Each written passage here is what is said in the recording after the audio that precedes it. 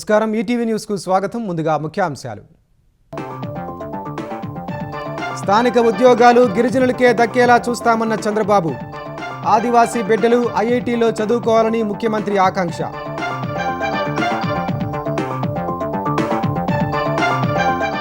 కారుతో ఢీకొట్టిన కేసులో కఠిన సెక్షన్లు పెట్టాలన్న వైద్య విద్యార్థిని తండ్రి.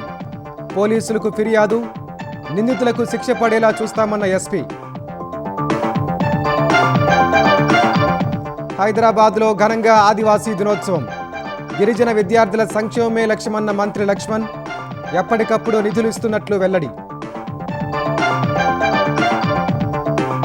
ఘనంగా లాల్ దర్వాజా సింహవాహిని అమ్మవారి బోనాలు. ప్రభుత్వం తరపున పట్టు వస్త్రాలు సమర్పించిన మంత్రులు, ప్రముఖుల పూజలు.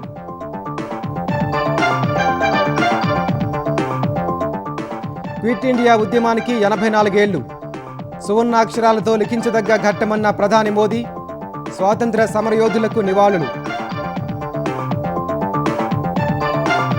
మెటా గ్లోబల్ పాలసీలు భారత్లో కుదరవన్న కేంద్రం. స్థానిక చట్టాలకు లోబడాల్సిందేనని ఆదేశం. అశ్లీల ఫేక్ కంటెంట్పై కీలక సూచనలు. ముస్తాబా ఆరోగ్యంపై ఇజ్రాయిల్లో విస్తృత కథనాలు. వీడియో విడుదల చేసిన ఇరాన్ మీడియా. ఆరోగ్యంగానే కనిపిస్తున్న సుప్రీం లీడర్.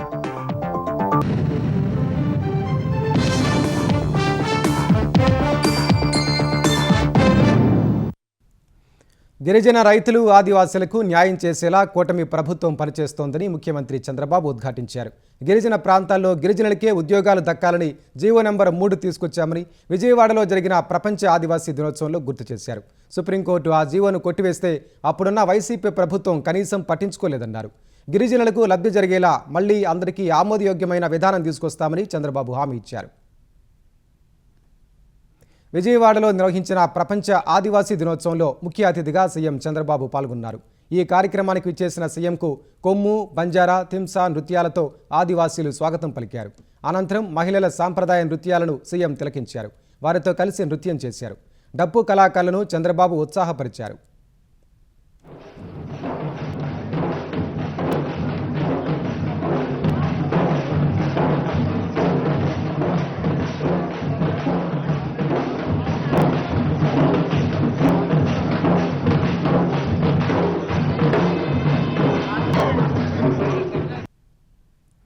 అనంతరం సభలో ప్రసంగించిన చంద్రబాబు అడవి బిడ్డలు బాగా చదువుకునేందుకు కూటమి ప్రభుత్వం అన్ని సౌకర్యాలు కల్పిస్తోందన్నారు.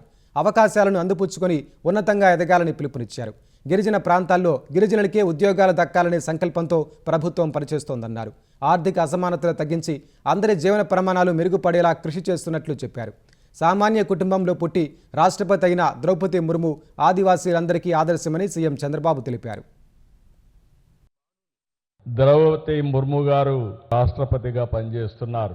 ఆవిడ కూడా ఒక సాధారణ మహిళ, గిరిజన కుటుంబంలో పుట్టిన మహిళ, వీరోచితంగా జీవితాన్ని ముందుకు సాగించిన మహిళ. అందుకే ఈరోజు భారత రాష్ట్రపతి అవ్వగలిగారు. గిరిజన ప్రాంతంలో ఉండే పిల్లలు బాగా చదువుకుని ఐఐటి పోగలిగితే మీరు దేశాభివృద్ధి కోసం పాటుపడినట్టు అని చెప్పి కూడా నేను మీకు తెలియజేస్తున్నా. మీరు ఒక విజయాన్ని సాధిస్తే మీ విజయం దేశం యొక్క విజయం, దేశానికే గర్వకారణం. మొన్న భోగాపురం చూశాం. అల్లూరి సీతారామరాజు గారి పేరు పెట్టామంటే ఆయన పోరాట పటిమ, ఆ రోజు గిరిజనులు చూపించిన చొరవ, మీ సహకారమే కారణం. మొన్నటి వరకు దింసా మన నాగరికత. ఈ రోజు ఆ దింసాని మీరు చూస్తే గిన్నిస్ రికార్డ్ ఎవరైనా వెరిఫై చేస్తే దింసా అంటే ఏంటి, దీని చరిత్ర ఏంటి, ఏ విధంగా ఒక రికార్డు క్రియేట్ చేశారో చాలా స్పష్టంగా వస్తుంది. అరకు కాఫీని ప్రోత్సహించామని, ప్రపంచ స్థాయికి తీసుకెళ్లామని సీఎం వెల్లడించారు. పార్లమెంటులోనూ అరకు కాఫీ స్టాల్ ఏర్పాటు చేయించామని తెలిపారు. అరకు కాఫీని గ్లోబల్ బ్రాండ్గా తయారు చేస్తామని చంద్రబాబు చెప్పారు. మీలో తెలివితేటలున్నాయి. నైపుణ్యాన్ని ఎప్పటికప్పుడు యాడ్ చేసుకుంటే ఏదైనా సాధించే పరిస్థితి వస్తుంది. ఒకప్పుడు పోడో కల్టివేషన్ చేసేవాళ్ళు మన గిరిజనులంతా. ఒక దిక్కడ ఉండేవాళ్ళు కాదు, ఒక నమ్మకం. ఇక్కడి నుంచి కొండలన్నీకి వెళ్ళిపోయేవాళ్ళు. ప్రభుత్వానికి కూడా చాలా కష్టం అయ్యేది. మొదటిసారి ఈ రోజు అనౌన్స్ చేస్తున్నా, పోడో కల్టివేషన్ ఆగిపోయింది. గిరిజనుల అభివృద్ధికి తిరుగు లేదని మరొకసారి విజ్ఞప్తి చేస్తున్నా. 27,39,000 మంది ఆదివాసీ జనాభా ఉంది. సంవత్సరం 4,764 కోట్లు ఖర్చు పెడుతున్నాం. ఏజెన్సీ వెనుకబడిన ప్రాంతం కాదు, అపారమైన అవకాశాల ప్రాంతం. ప్రణాళికాబద్ధంగా పనిచేసి గిరిజనుల్ని పైకి తేవడం పెద్ద కష్టం కూడా కాదు. నా దగ్గరికి ఎవరు వచ్చినా, నేను ఎవరిని కలిసినా అరకు కాఫీ మాత్రం తప్పకుండా బహుకరిస్తాను. మార్కెటింగ్ చేయాలి, మీరు పండించే పంటలకు గిట్టుబాటు ధర రావాలి, గిరిజన రైతులు ఆదివాసులకు న్యాయం జరగాలని ముందుకు పోతున్నాను.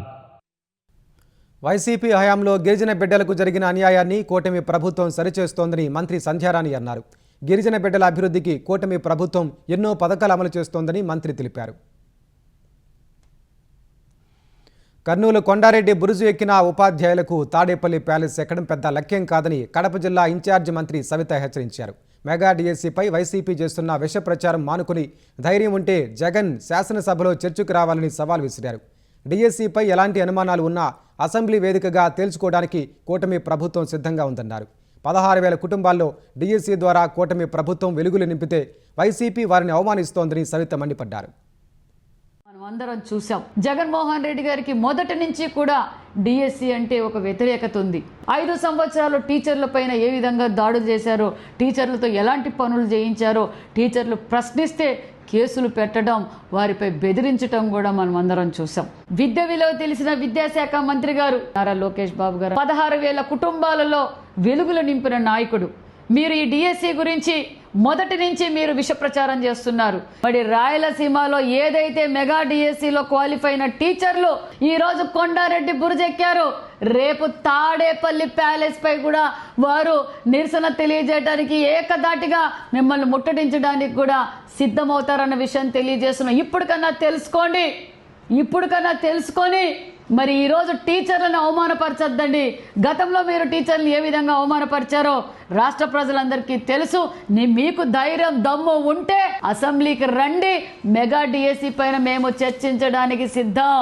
మేము మైక్ ఇస్తాం, గౌరవంగా మాట్లాడిస్తాం. మెగా డిఎస్సి పైన ఒక రోజంతా చర్చించడానికి కూడా మేము సిద్ధంగా ఉన్నాం. ధైర్యం, దమ్ము, నీతి, నిజాయితీ, నిబద్ధత ఉంటే మీరు అసెంబ్లీకి రమ్మని కూడా సవాల్ విసురుతున్నామన్న విషయం కూడా తెలియజేస్తున్నాం. గిరిజన విద్యార్థులు బాగా చదువుకొని ఉన్నత స్థానాలకు వెళ్లాలని తెలంగాణ గిరిజన సంక్షేమ శాఖ మంత్రి అడ్లూరి లక్ష్మణ్ సూచించారు. గిరిజనుల సంక్షేమానికి కాంగ్రెస్ ప్రభుత్వం కట్టుబడి ఉందన్నారు. హైదరాబాద్ బంజారాహిల్స్లోని కుమరం భీం ఆదివాసీ భవనంలో ప్రభుత్వ ఆధ్వర్యంలో ఘనంగా ఆదివాసీ దినోత్సవం నిర్వహించారు. ఈ కార్యక్రమానికి మంత్రి అడ్లూరి లక్ష్మణ్, భారీ సంఖ్యలో ఆదివాసీలు హాజరయ్యారు. గిరిజన విద్యా సంస్థల్లో 29 కోట్ల రూపాయలతో మరుగుదొడ్లు, సోలార్ హీటర్లు, ఇతర మౌలిక వసతుల కల్పన జరుగుతోందని మంత్రి వివరించారు. విద్యార్థుల సంక్షేమానికి ప్రతి నెల మొదటి వారంలోనే నిధులు విడుదల చేయాలని ముఖ్యమంత్రి రేవంత్ రెడ్డి ఆర్థిక శాఖను ఆదేశించారని లక్ష్మణ్ వివరించారు. వెల్ఫేర్ సంబంధించిన పిల్లల విషయంలో పట్ల నేను ముఖ్యమంత్రి గారు కోరినాను. మనకి ఏదైతే గిరిజనులకు సంబంధించినటువంటి వెల్ఫేర్కి సంబంధించిన టీచింగ్ వారికి కానీ, నాన్ టీచింగ్ కానీ, డైట్ కానీ, కాస్మెటిక్స్ సంబంధించిన కానీ మౌలిక సదుపాయాల విషయంలో 1వ తారీఖు నుంచి 7వ తారీఖు లోపల వాళ్ళకి ఇవ్వాల్సిన బడ్జెట్ పరంగా సకాలంలో నిధులు ఇవ్వాలి, పిల్లలకు మంచి బోధన సౌకర్యాన్ని ఏర్పాటు చేయాలని చెప్పేసి నేను ముఖ్యమంత్రి గారు కోరినాను. ముఖ్యమంత్రి గారు మీకు తక్షణమే ఆర్థిక శాఖ మంత్రికి, ఆర్థిక శాఖకు కూడా వారి ఆదేశాలు ఇవ్వడం జరిగింది. గిరిజనులకు, గిరిజనేతరులకు, అన్ని వర్గాలకు మేలు జరిగే విషయంలో ఈ ప్రభుత్వం అన్ని విధాలు మీకు అండగా ఉంటుంది. మీరు ఉన్నతమైన స్థాయిలో చదువుకునే విధంగా మీ ఆలోచన ముందుకెళ్లాలని చెప్పేసి మనస్ఫూర్తిగా కోరుకుంటూ జై ఆదివాసీ.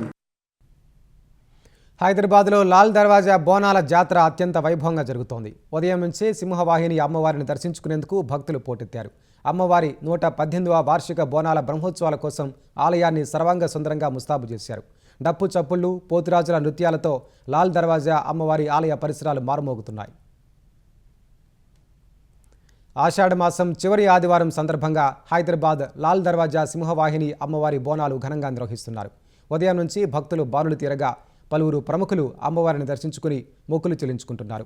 ప్రభుత్వం తరపున అమ్మవారికి మంత్రులు పొన్నం ప్రభాకర్, కొండా సురేఖ పట్టు వస్త్రాలు సమర్పించారు. ఈ బోనాల పండుగ హైదరాబాద్ అంతా కూడా అంగరంగ వైభవంగా జరుగుతుంది. మరి ప్రభుత్వం తరఫున ముఖ్యమంత్రి గారు కూడా 20 కోట్ల రూపాయలు బడ్జెట్ లో పెట్టడమే కాకుండా 20 కోట్ల రూపాయలు మళ్ళీ SDF నిధుల ద్వారా కూడా ఇవ్వడం జరిగింది. సామాన్య భక్తులకు కూడా ఎటువంటి ఆటంకాలు కలగకుండా వాళ్ళకి మంచినీళ్ళ సౌకర్యము మధ్య మధ్యలో వాలంటీర్లు చూసుకుంటూ ముందుకు తీసుకెళ్తా ఉన్నారు. కాబట్టి రేపు శ్రావణ మాసంలో కూడా ఇంతే పెద్ద ఎత్తున మనం కార్యక్రమాలు దేవాదాయ శాఖ తరఫున తీసుకుంటామని మళ్ళీ ఒకసారి మీ అందరికీ కూడా శుభాకాంక్షలు తెలియజేస్తూ సెలవు తీసుకుంటా ఉన్నాను. జై హింద్. ఆ అమ్మవారి ఆశీర్వచనం తెలంగాణ ప్రజలందరిపై సుభిక్షంగా మంచి సమృద్ధి వర్షాలు పడాలని, అందరూ ఆయురారోగ్యాలతో పాడి పంటలతో సుఖ సంతోషాలతో ఉండే విధంగా ఆ అమ్మవారు దీవెన ఇయ్యాలని ఆ అమ్మవారిని సందర్భంగా వేడుకుంటా ఉన్నాం. టీపీసీసీ అధ్యక్షుడు Mahesh Kumar Goud, Bhuvanagiri MP Chamala Kiran Kumar Reddy, MP Anil Kumar Yadav, MLA Makkan Singh Raj Thakur, Jagga Reddy తదితర ప్రముఖులు అమ్మవారిని దర్శించుకున్నారు. హైదరాబాద్ కలెక్టర్ ప్రియాంక అలా అమ్మవారికి బంగారు బోనం సమర్పించి మొక్కులు చెల్లించుకున్నారు. అమ్మవారిని దర్శించుకున్న మంత్రులు రాష్ట్రంలో వర్షాలు కురిసి పంటలు సుఖశాంతులతో ఉండాలని, వ్యాపారాలు బాగా జరగాలని కోరుకుంటున్నట్లు తెలిపారు. సింహవాహిని అమ్మవారిని సినీ నటుడు విజయ్ దేవరకొండ దర్శించుకుని ప్రత్యేక పూజలు చేశారు. సింగర్ మంగ్లీ అమ్మవారికి బోనం సమర్పించి మొక్కు తీర్చుకున్నారు. బీఆర్ఎస్ కార్యనిర్వాహక అధ్యక్షుడు కేటీఆర్ తలసాని శ్రీనివాస్ యాదవ్తో కలిసి అమ్మవారిని దర్శించుకుని పూజలు చేశారు. వర్షాలు బాగా పడి ప్రజలందరూ సుఖ సంతోషాలతో ఉండాలని కోరుకున్నట్లు తెలిపారు. ఆ సింహవాహిని మాంకాళి అమ్మవారి ఆశీర్వాదాలు మన రాష్ట్రంలో ప్రతి ఒక్కరికి ఉండాలి. రైతులు సంతోషంగా ఉండాలి, వర్షాలు బాగా పడాలి. హైదరాబాద్ లో కూడా మీ వ్యాపారాలు వాణిజ్య కార్యక్రమాలు బాగా జరగాలి. అట్లాగే ఆ తల్లి ఆశీస్సులతో మన దేశం కూడా ముంగడికి పోవాలని మనస్ఫూర్తిగా కోరుకుంటూ ఇక్కడికి మమ్మల్ని ఆహ్వానించి స్వాగతించిన ఆలయ కమిటీకి పెద్దలందరికీ నమస్కారాలు. అమ్మవారిని కల్వకుంట్ల కవిత దర్శించుకున్నారు. ఇవాళ సింహవాహిని అమ్మవారి శాంతి కళ్యాణం రాత్రి 10:30కు అమ్మవారికి బోనాలు, ఒడిబియ్యం, చీర, సారే సమర్పించనున్నారు. రేపు రంగం భవిష్యవాణి, పోతురాజుల విన్యాసాలు, భవానీ రథయాత్ర ఉంటుంది. దర్శనానికి 5 లక్షల మందికి పైగా భక్తులు వస్తారన్న అంచనాతో 25,000 మంది పోలీసులు, 100 సీసీ కెమెరాలతో భారీగా బందోబస్తు ఏర్పాటు చేశారు. ఆషాఢమాస బోనాల జాతర హైదరాబాద్ అంబర్పేటలోని అమ్మవారి ఆలయంలో ఘనంగా జరుగుతోంది. బ్యాండ్ మేళాలతో ఉదయం నుంచే భక్తులు అమ్మవారికి బోనాలను సమర్పిస్తున్నారు. కేంద్ర మంత్రి కిషన్ రెడ్డి సతీ సమేతంగా అమ్మవారిని దర్శించుకున్నారు. రాష్ట్ర ప్రజలంతా సుఖశాంతులు, ఆయురారోగ్యాలతో ఉండాలని అమ్మవారిని ప్రార్థించినట్లు కిషన్ రెడ్డి పేర్కొన్నారు. ప్రత్యేక పూజల్లో పాల్గొన్న మంత్రి సీతక్క, ప్రభుత్వ సలహాదారు వి హనుమంతరావు అమ్మవారికి ప్రభుత్వం తరపున పట్టు వస్త్రాలను సమర్పించారు. రాష్ట్రంలో విస్తారంగా వర్షాలు కురిసి పాడి పంటలు పండాలని అమ్మవారిని కోరుకున్నట్లు సీతక్క తెలిపారు.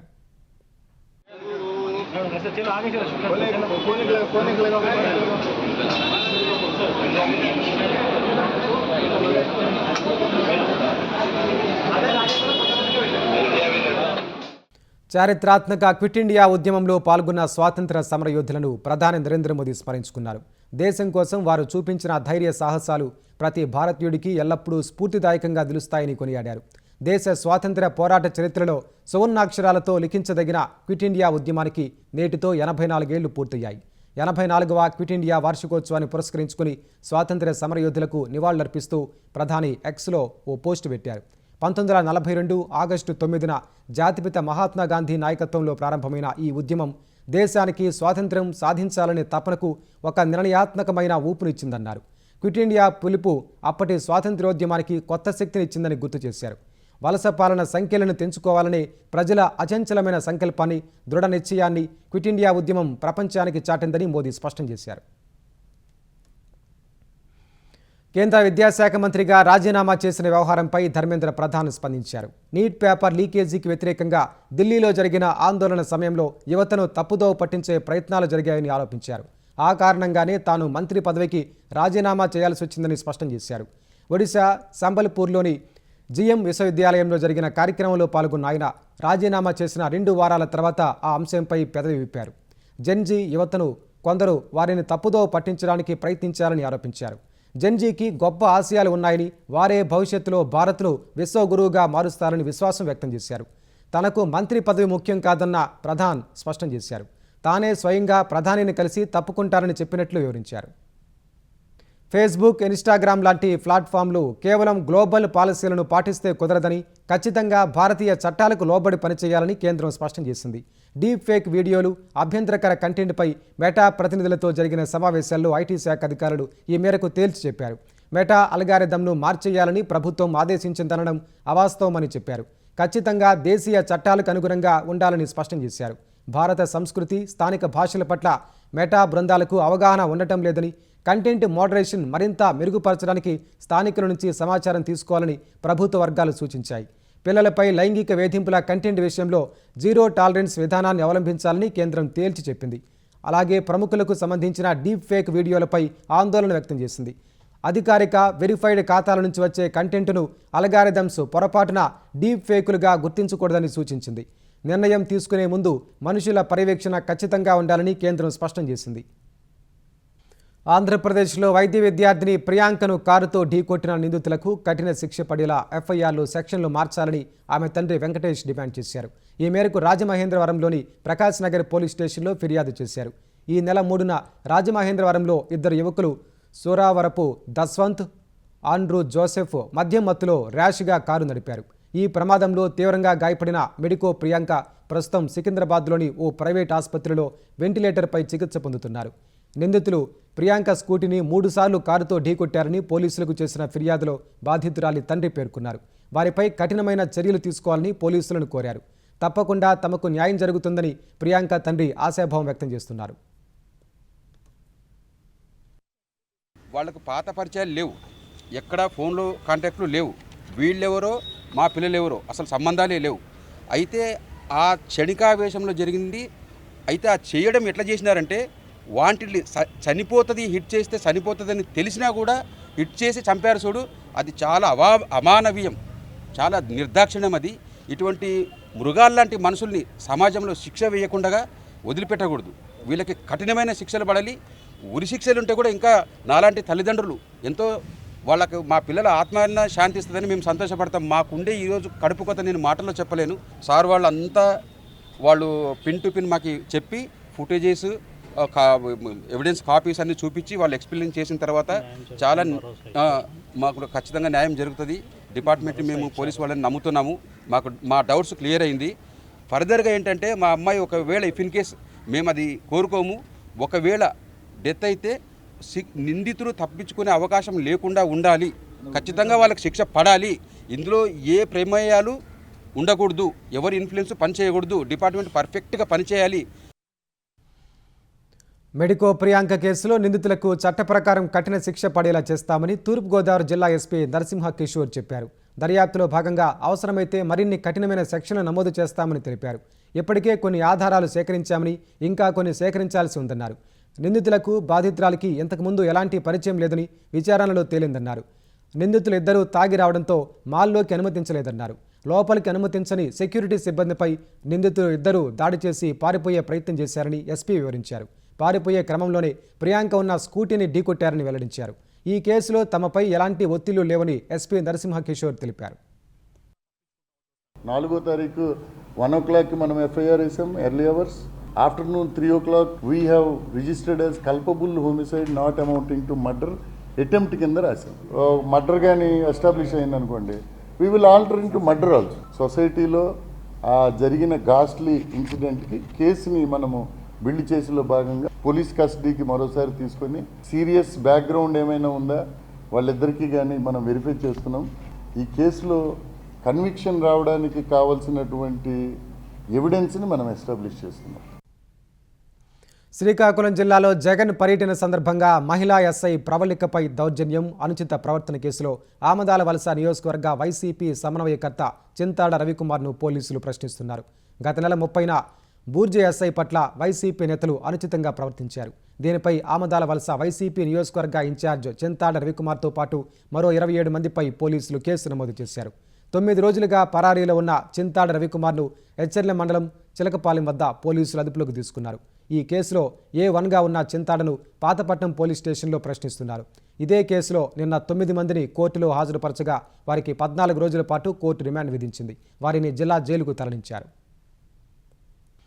ప్రధాని నరేంద్ర మోదీ నాయకత్వంలోని కేంద్ర ప్రభుత్వం దేశాన్ని సంఘటితం చేసి అన్ని రంగాల్లో ముందు వరుసల్లో నిలిపేందుకు కృషి చేస్తుందని కేంద్ర మంత్రి పెమ్మసాని చంద్రశేఖర్ అన్నారు. భారీ మూవన్నెల పతాకంతో గుంటూరులో కూటమి నేతలు ర్యాలీ నిర్వహించారు. ఈ ర్యాలీలో పలువురు కూటమి నేతలతో కలిసి పెమ్మసాని పాల్గొన్నారు.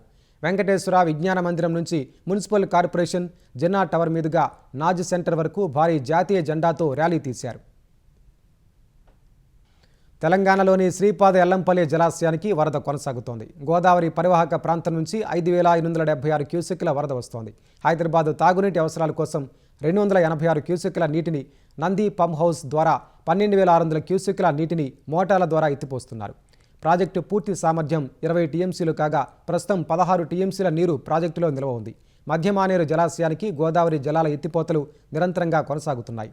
నంది గాయత్రి పంప్ హౌస్లోని 4 మోటార్ల ద్వారా 12,600 క్యూసెక్కుల ప్రవాహం ఎల్లంపల్లి జలాశయం నుంచి నంది మేడారం జలాశయం మీదుగా వరద కాలువల ద్వారా మధ్యమానేరుకు చేరుతోంది.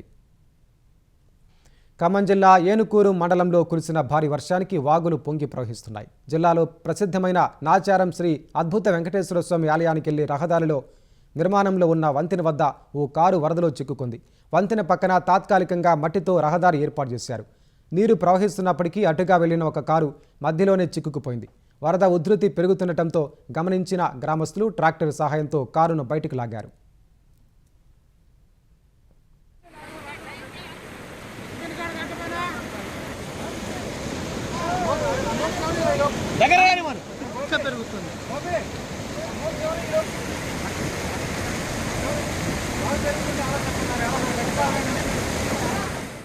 Iran supreme leader Mustafa Khamenei ఆరోగ్య పరిస్థితి విషమంగా ఉందని ఇజ్రాయెల్ మీడియాలో వార్తలు వస్తున్న నేపథ్యంలో ఆయనకు సంబంధించిన వీడియో ఒకటి బయటకొచ్చింది. అమెరికాతో యుద్ధం మొదలైన తర్వాత తొలిసారి ముస్తఫా ఖమేనీకి సంబంధించిన వీడియోను ఇరాన్ ప్రభుత్వం మద్దతు గల మెహర్ న్యూస్ విడుదల చేసింది. అందులో ఆయన ఆరోగ్యంగా ఉన్నట్లు కనిపిస్తున్నారు. అయితే ఈ వీడియో ఎప్పటిదో మాత్రం పేర్కొనలేదు. ఖమేనీ ఆరోగ్యం, ఆయన ఎక్కడున్నారు, అసలు బతికే ఉన్నారా అనే ఊహాగానాలకు చెక్ పెట్టే ప్రయత్నంలో భాగంగా ఈ వీడియోను విడుదల చేసినట్లు తెలుస్తోంది.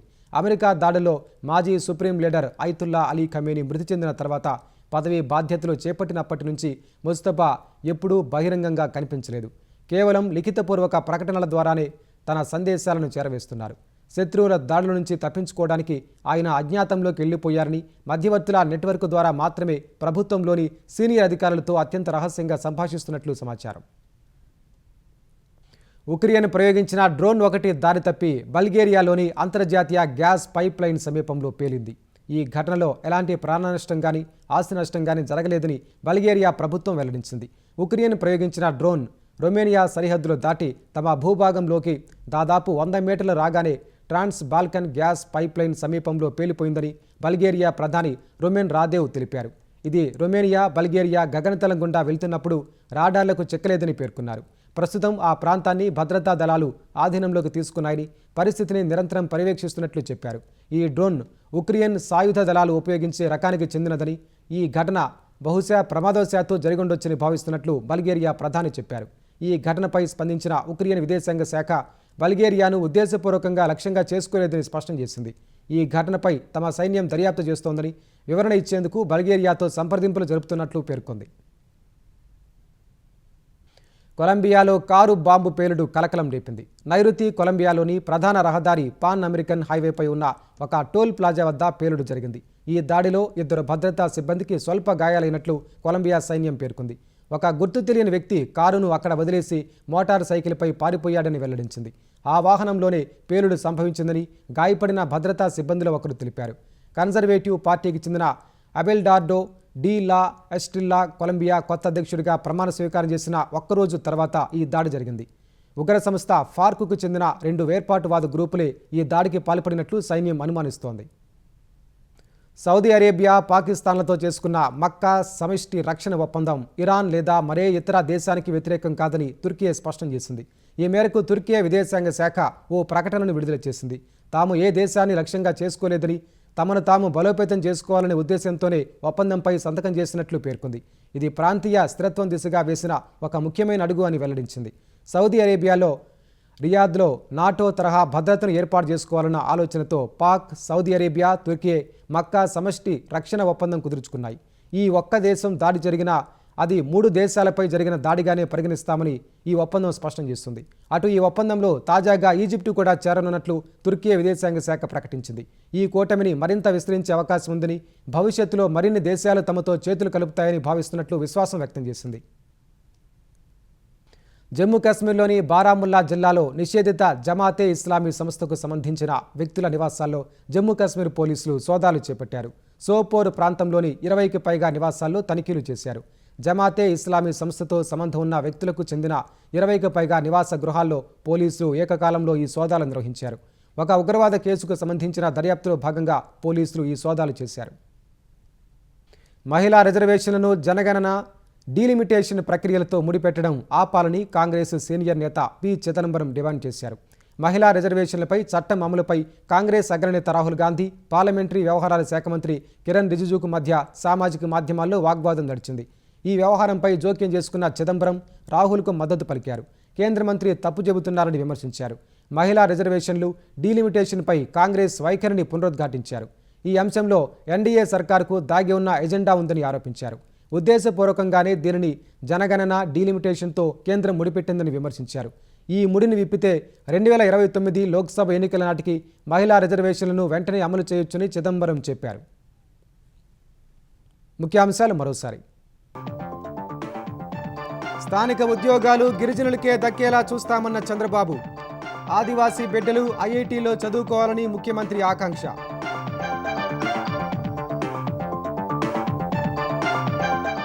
కారుతో ఢీకొట్టిన కేసులో కఠిన సెక్షన్లు పెట్టాలన్న వైద్య విద్యార్థిని తండ్రి.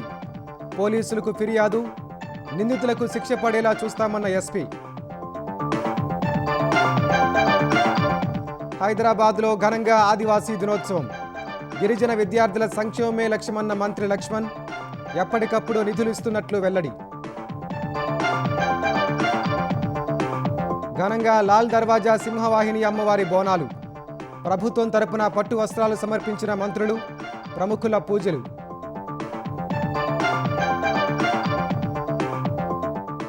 క్విట్ ఇండియా ఉద్యమానికి 84 ఏళ్లు.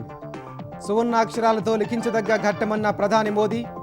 స్వాతంత్ర్య సమరయోధులకు నివాళులు. మెటా గ్లోబల్ పాలసీలు భారత్లో కుదరవన్న కేంద్రం. స్థానిక చట్టాలకు లోబడాల్సిందేనని ఆదేశం. అశ్లీల ఫేక్ కంటెంట్పై కీలక సూచనలు. ముస్తాబా ఆరోగ్యంపై ఇజ్రాయిల్లో విస్తృత కథనాలు. వీడియో విడుదల చేసిన ఇరాన్ మీడియా. ఆరోగ్యంగానే కనిపిస్తున్న సుప్రీం లీడర్.